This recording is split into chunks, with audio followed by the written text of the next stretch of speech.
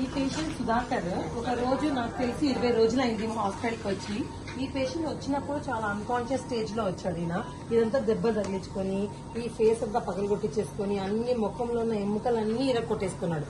So ఈయనకి second time first surgery ఒకటి చేశాము.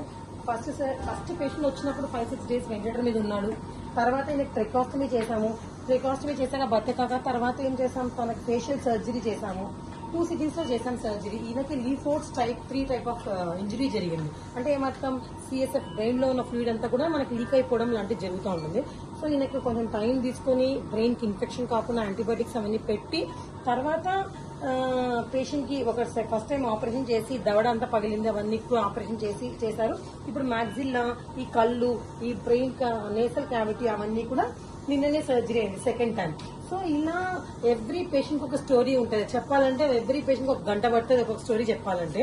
సో బట్ అనే జిస్ట్. సో ఇలాంటి పేషెంట్స్ అందరూ మనకి సర్వైవ్ అవుతుంటే ఎలా అనిపిస్తుంది అంటే చాలా హ్యాపీగా అనిపిస్తుంటది.